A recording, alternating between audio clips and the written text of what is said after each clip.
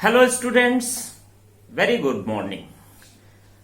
आज हम जो है सोशल साइंस के अंतर्गत आर्थिक विकास की समझ का अध्ययन करेंगे, जो सोशल साइंस का पार्ट 4 है। इसके अंतर्गत हम पहला चैप्टर लेंगे। पहला चैप्टर है विकास। इस चैप्टर के अंतर्गत हम समझने की कोशिश करेंगे कि आर्थिक विकास क्या होता है, आर्थिक प्रगति क्या होती है, क्या आर्थिक विकास और आर्थिक प्रगति एक हैं, यदि एक नहीं है तो आर्थिक विकास और आर्थिक प्रगति एक दूसरे से किस रूप में भिन्न है, और इससे संबंधित विभिन्न अवधारणाओं एवं विभिन्न दृष्टिकोणों का अध्ययन हम इस चैप्टर के अंतर्गत करेंगे। तो हम सबसे पहले समझने की कोशिश करते हैं कि आर्थिक विकास क्या होता है, आर्थिक प्रगति क्या होती है। माय डियर स्टूडेंट्स, सन 70 के दशक के पहले आर्थिक विकास और आर्थिक प्रगति को एक ही समझा जाता था। आर्थिक विकास और आर्थिक प्रगति में कोई अंतर नहीं किया जाता था, कोई भेदभाव नहीं किया जाता था। लेकिन आज चूंकि आर्थिक विकास काफी उच्च स्तर का हो चुका है, आर्थिक विकास की अवधारणाएं काफी विकसित हो चुकी है, जिसके फलस्वरूप आज आर्थिक विकास और आर्थिक प्रगति को पूर्णतया अलग अलग समझा जाता है। आर्थिक विकास एक व्यापक अवधारणा के रूप में लिया जाता है, जबकि आर्थिक प्रगति को एक संकुचित अवधारणा के रूप में लिया जाता है। कैसे? आर्थिक विकास के अंतर्गत हम न केवल मात्रात्मक परिवर्तन का अध्ययन करते हैं, वरन गुणात्मक परिवर्तन का भी अध्ययन करते हैं, जबकि आर्थिक प्रगति के अंतर्गत केवल मात्रात्मक परिवर्तन का अध्ययन करते हैं। कहने का तात्पर्य क्या है कि आर्थिक विकास के अंतर्गत मात्रात्मक परिवर्तन, जैसे कहने का तात्पर्य है कि किसी व्यक्ति की इनकम में वृद्धि हो रही है तो यह तो मात्रात्मक परिवर्तन है, या किसी राष्ट्र की इनकम में वृद्धि हो रही है, सकल घरेलू उत्पाद में वृद्धि हो रही है, तो यह तो मात्रात्मक परिवर्तन है। लेकिन कैसी वृद्धि? नकारात्मक नहीं, सकारात्मक वृद्धि। मानिए कि यदि किसी राष्ट्र का जीडीपी यानी ग्रॉस डोमेस्टिक प्रोडक्ट या सकल घरेलू उत्पाद, माय डियर स्टूडेंट्स, हम आगे की कक्षाओं में, उच्च कक्षाओं में व्यापक रूप से समझेंगे कि सकल घरेलू उत्पाद क्या होता है, राष्ट्रीय इनकम क्या होती है। बहुत सारी अवधारणाओं को हम सीखेंगे, लेकिन यहां के लिए थोड़ा सा हम समझते हैं कि सकल घरेलू उत्पाद का तात्पर्य है कि एक निश्चित समयावधि में एक निश्चित सीमा के अंतर्गत उत्पादित समस्त वस्तुओं एवं सेवाओं का मौद्रिक मूल्य ही सकल घरेलू उत्पाद में जो है शामिल किया जाता है, इसके अध्ययन में शामिल किया जाता है। तो समझिए कि यदि किसी राष्ट्र का जीडीपी जो है एक निश्चित साल में मान के चलिए 8,000 बिलियन डॉलर का है, और अगले साल वह 8,500 बिलियन डॉलर का हो जाता है, तो यह निश्चित रूप से आर्थिक प्रगति की श्रेणी में आएगा। ठीक है, यह एक मात्रात्मक परिवर्तन होता है।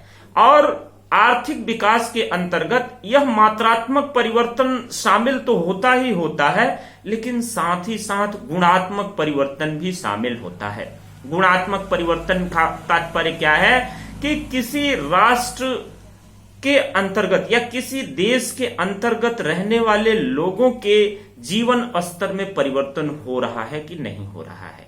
कहने का तात्पर्य क्या है कि उस देश में लिटरेसी रेट में वृद्धि हो रही है कि नहीं हो रही है। लिटरेसी रेट का तात्पर्य क्या है कि साक्षरता दर में वृद्धि हो रही है कि नहीं हो रही है। दूसरी बात यह है कि लोगों के जीवन स्तर में सुधार हो रहा है कि नहीं हो रहा है, लोगों को जो है सम्मानजनक जीवन मिल पा रहा है कि नहीं मिल पा रहा है, और लोगों के पोषण स्तर में सुधार हो रहा है कि नहीं हो रहा है, लोगों के गरीबी में इंप्रूवमेंट हो रहा है कि नहीं हो रहा है, चाइल्ड मोर्टेलिटी रेट कम हो रही है कि नहीं हो रही है, मैटरनल मोर्टेलिटी रेट, कहने का तात्पर्य शिशु मृत्यु दर की क्या स्थिति है, मातृत्व मृत्यु दर की क्या स्थिति है। बहुत सारे फैक्टर्स का अध्ययन जो है आर्थिक विकास के अंतर्गत किया जाता है। इसके अंतर्गत केवल और केवल इनकम, केवल और केवल इनकम का अध्ययन नहीं किया जाता है, इसके अंतर्गत मात्रात्मक और गुणात्मक दोनों फैक्टर्स का अध्ययन किया जाता है, दोनों चरों का अध्ययन किया जाता है। लेकिन आर्थिक प्रगति क्या है?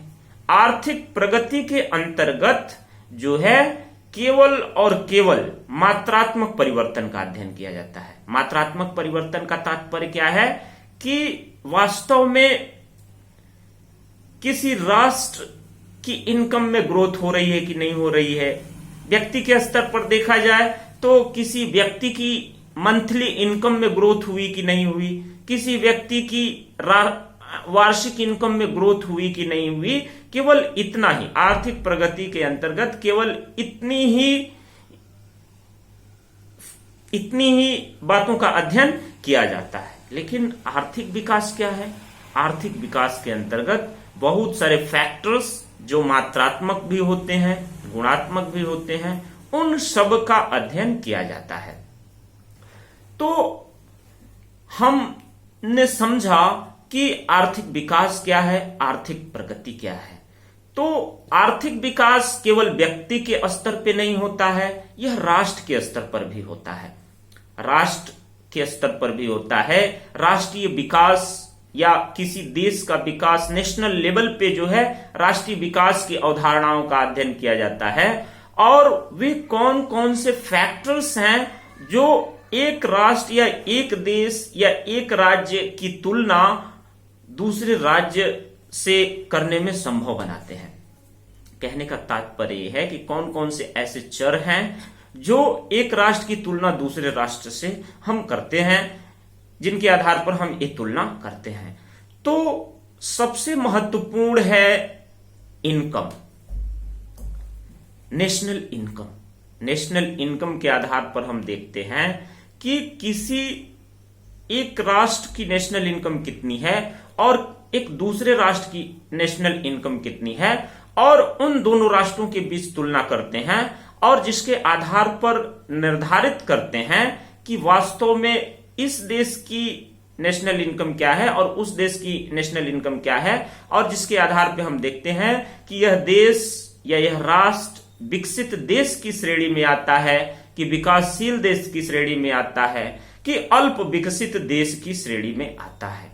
वास्तव में व्यक्ति की इनकम, जैसे कहने का मतलब यह है कि किसी देश में रहने वाले लोगों की इनकम का एवरेज निकालते हैं तो वह जो है पर कैपिटा इनकम होती है। किसी व्यक्ति की औसत इनकम निकालने के लिए हमको क्या करना होता है? उस राष्ट्र की पूरी इनकम में उस देश के रहने वाले लोगों की जनसंख्या का भाग देना होता है, जिसके आधार पर हम उस राष्ट्र की एवरेज इनकम, औसत इनकम प्राप्त करते हैं, जो प्रति व्यक्ति आय या पर कैपिटा इनकम कहा जाता है। जिसके आधार पर हम देखते हैं कि वास्तव में किसी राष्ट्र की प्रति व्यक्ति आय कितनी है, किसी राष्ट्र की पर कैपिटा इनकम कितनी है, या एक देश के अंतर्गत किसी राज्य की पर कैपिटा इनकम कितनी है। जैसे हम एक एग्जाम्पल लेते हैं जो हमारे एनसीईआरटी के बुक में दिया हुआ है कि विश्व विकास रिपोर्ट जो वर्ल्ड बैंक या विश्व बैंक द्वारा जारी किया जाता है, 2017 की रिपोर्ट हमारे पास है, जिसके आधार पर विश्व बैंक ने यह बताया कि एक विकसित देश होने के लिए किसी देश के लोगों की प्रति व्यक्ति आय कितनी होनी चाहिए। तो विश्व विकास रिपोर्ट 2017 के अनुसार एक विकसित देश होने के लिए प्रति व्यक्ति आय $, 12,056 या उससे अधिक होनी चाहिए। एक विकसित देश की श्रेणी बनाई गई तब जब उस देश की प्रति व्यक्ति आय 12,056 अमेरिकी डॉलर या उससे अधिक होनी चाहिए। और लो इनकम कंट्री की श्रेणी में किसको रखा गया? जिसकी इनकम $955 या उससे कम रही। जिसकी इनकम $955 या उससे कम रही, उनको जो है किसकी श्रेणी में रख दिया गया? अल्प विकसित देश या लो इनकम कंट्री की श्रेणी में रखा गया। और भारत, जहां तक भारत की बात की जाए तो 2017 की रिपोर्ट के अनुसार भारत जो है लो मिडिल इनकम की श्रेणी में आता है। लो मिडिल इनकम का तात्पर्य क्या है कि भारत की उस साल में इनकम प्रति व्यक्ति आय यानी पर कैपिटा इनकम 1820 के आसपास रही, 1820 रही, जिसके आधार पे लो मिडिल इनकम की श्रेणी में इंडिया को रखा गया।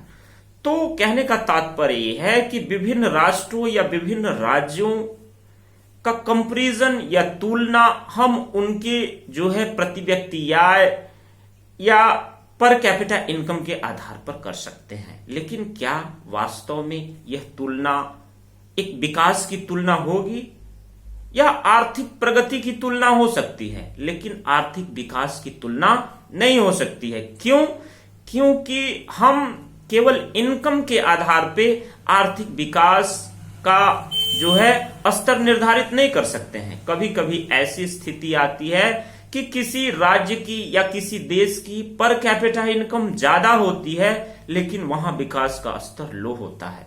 वहां पे चाइल्ड मोर्टेलिटी रेट जो है बहुत हाई होता है, वहां पे मैटरनल मोर्टेलिटी रेट बहुत ज्यादा होता है, वहां पे इनइक्वालिटी का स्तर ज्यादा होता है, वहां पे जो है एक स्पेसिफिक भाग पॉपुलेशन की एक स्पेसिफिक जो है एक भाग जो है जैसे महिलाओं का सेक्शन है, उनके प्रति जो है दोयम दर्जे का रवैया अपनाया जाता है।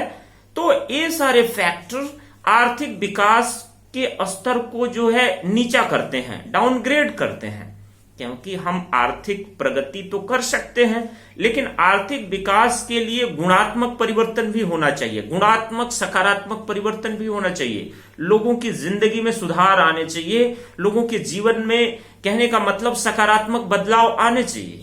केवल इनकम अपने हैंड में इनकम रखना ही जो है आर्थिक विकास का मानक नहीं होता है। आर्थिक विकास का मानक होता है कि हमारे जीवन में सकारात्मक सुधार, जैसे हमारे साथ समानता का व्यवहार होना चाहिए, हमारे साथ किसी प्रकार का भेदभाव नहीं होना चाहिए, हमारी सामाजिक तरक्की के पूरे अवसर होना चाहिए, हमें जो है पोल्यूशन फ्री एनवायरनमेंट मिलना चाहिए, हमें स्वास्थ्य सुविधाएं मिलनी चाहिए, हमें शिक्षा की सुविधाएं मिलनी चाहिए, हमारे व्यक्तित्व के विकास के पर्याप्त अवसर उपलब्ध होने चाहिए। ये सारी की सारी चीजें आर्थिक विकास के अंतर्गत कंसीडर किया जाता है। भारत का यदि उदाहरण देखा जाए तो हरियाणा, यद्यपि हरियाणा के पास इनकम प्रति व्यक्ति आय ज्यादा है, अन्य राज्यों की तुलना में हो सकता है जो है पुराने डाटे के हिसाब से कह सकते हैं कि हरियाणा की प्रति व्यक्ति आय ज्यादा है, लेकिन वास्तव में वहां विकास का स्तर जो है केरल और कुछ अन्य राज्यों से वहां लो है। क्यों? क्योंकि वहां की चाइल्ड मोर्टेलिटी रेट ज्यादा है, वहां पे जो है हम सुनते रहते हैं कि वहां पे कन्या भ्रूण हत्या का जो है प्रचलन होता है।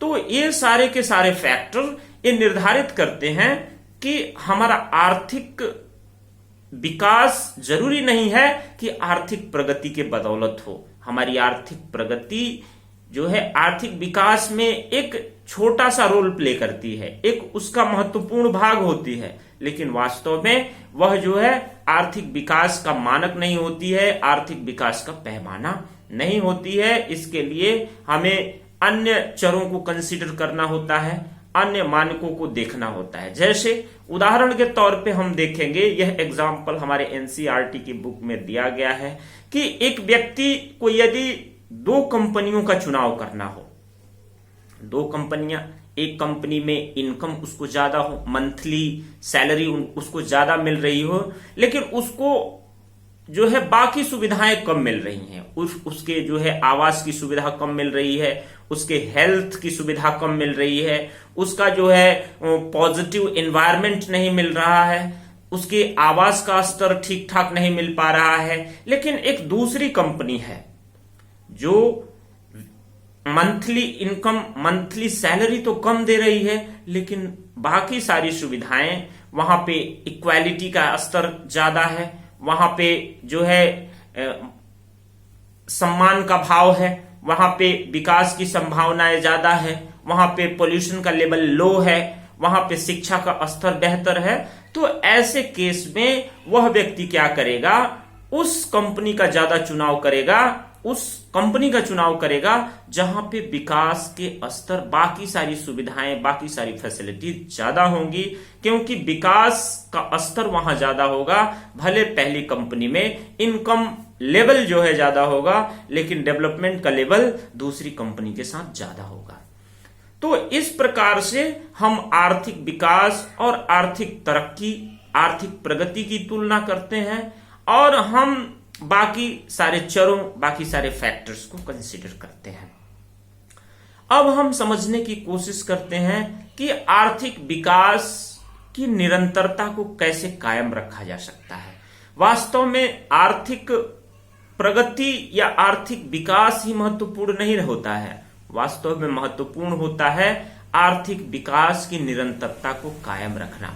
हर देश इस बात की कोशिश में लगे रहते हैं कि कैसे आर्थिक विकास की दर को बढ़ाया जाए, कैसे आर्थिक विकास की प्रक्रिया को तीव्र किया जाए और कैसे आर्थिक विकास के स्तर को कायम रखा जाए।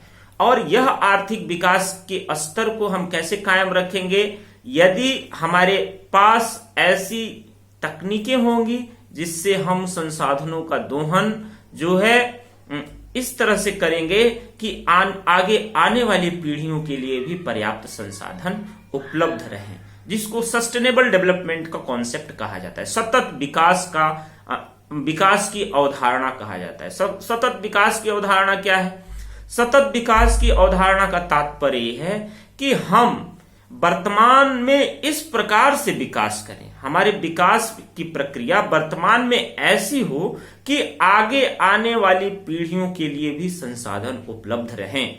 हम संसाधनों का दोहन इस प्रकार से ना करें कि आगे आने वाली पीढ़ियों के लिए संसाधन बचे ही ना। तो ऐसा विकास कभी भी सतत विकास नहीं होगा, ऐसा विकास कभी सस्टेनेबल डेवलपमेंट नहीं होगा, क्योंकि आगे आने वाली पीढ़ियों के लिए रिसोर्सेस की क्राइसिस शुरू हो जाएगी और यह जो है बेहद आने वाली पीढ़ियों के लिए बेहद विनाशकारी होगा। तो हमारे लिए जरूरी होता है न केवल विकास करना, यानी विकास को सतत बनाना, सस्टेनेबल बना के रखना भी हमारे लिए नितांत जरूरी है। इसके लिए हमारी कोशिश होनी चाहिए कि हम पर्यावरण को संरक्षित रखें, हम संसाधनों का जो है अतिशय दोहन ना करें, हम संसाधनों को बर्बाद ना करें, हम उन संसाधनों को तो कतई बर्बाद ना करें जो रिन्यूएबल नहीं है, जो आसानी से रिन्यूएबल नहीं है। बहुत सारे संसाधनों को दो श्रेणी में विभाजित किया जाता है, नवीकरणीय संसाधन और अनवीकरणीय संसाधन। तो जो संसाधन नवीकरणीय नहीं है, जिनको एक बार प्रयोग करने के बाद वह पूरी तरह से समाप्त होते हैं, ऐसे संसाधनों को काफी सतर्कता से, काफी ध्यान से ऐसे संसाधनों का दोहन किया जाना चाहिए, ताकि आगे आने वाली पीढ़ियों के लिए भी संसाधन मौजूद रहें और विकास का स्तर कायम रहे। अगले चैप्टर में अगले टॉपिक के साथ हम पुनः उपस्थित होंगे। Thank you so much.